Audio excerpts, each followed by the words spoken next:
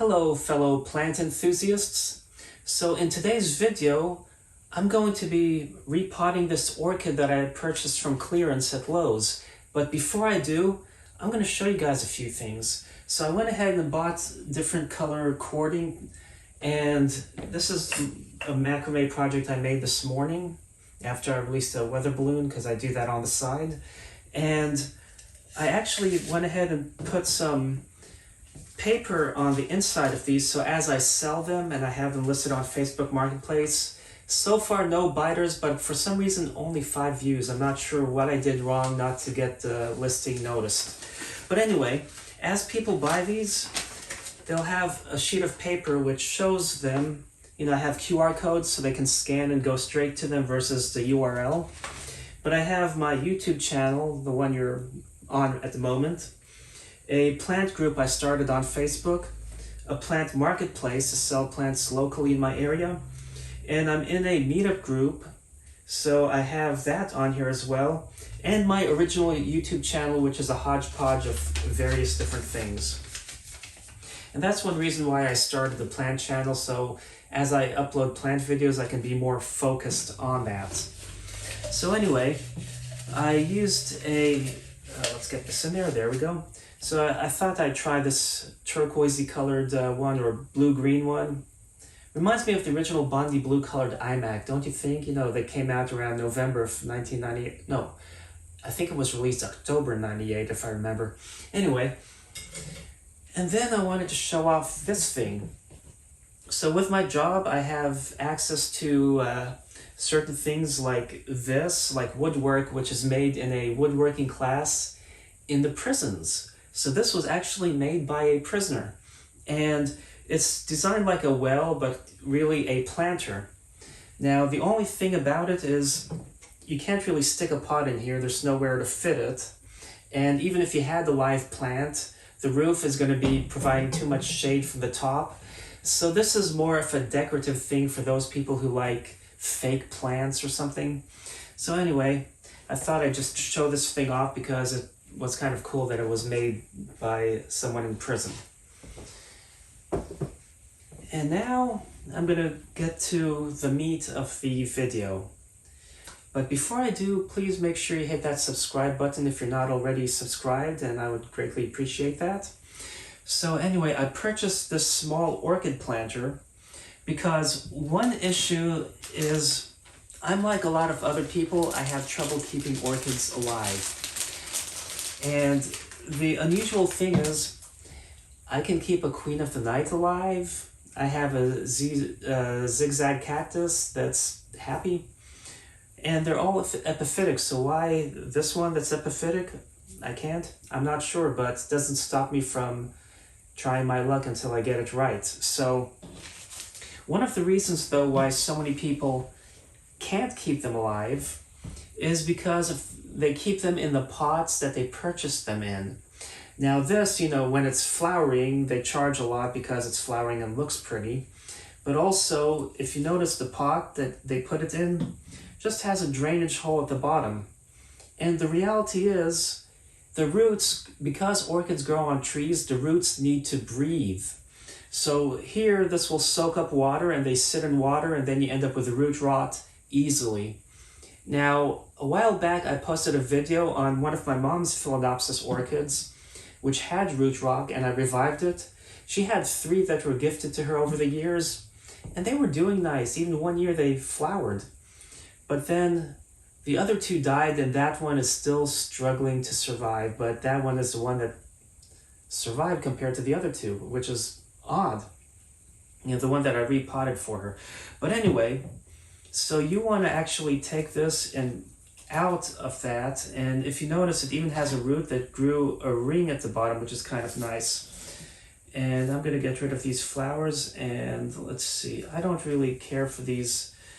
I'm going to actually open this thing of old sphagnum moss, just so I don't make a mess all over the table.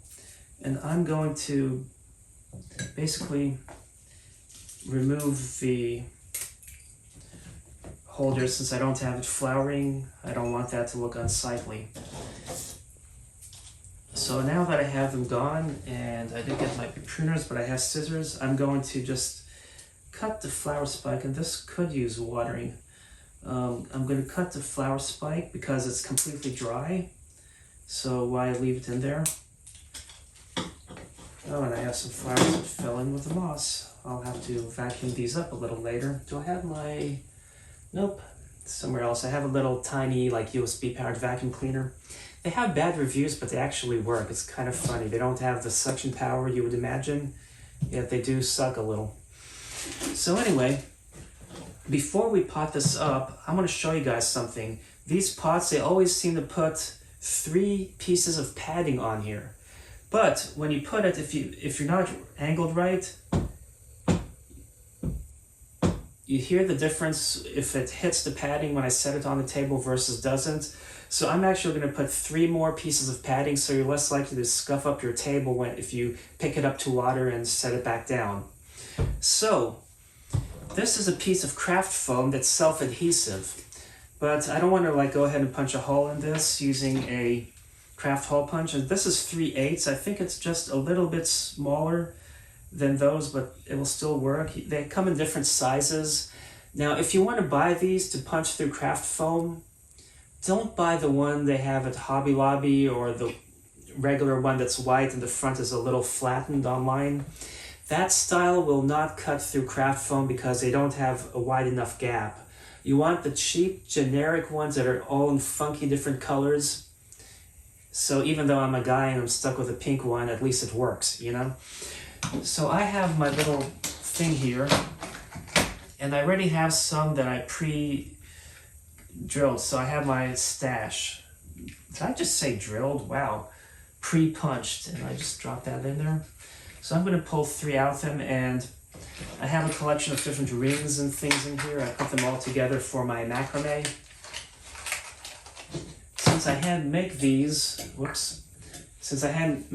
you know, the fabric, the rope typically provides padding against the wall to keep it from scuffing up the wall. But once in a blue moon, if I make one that doesn't, I have those, or I can cut slivers and the like. So anyway, now I can put these in the back. So I'll peel those and stick it there. If you can see, it's a little smaller than those, but it's fine. I try to stick them on a little further inside so they don't look unsightly from the bottom.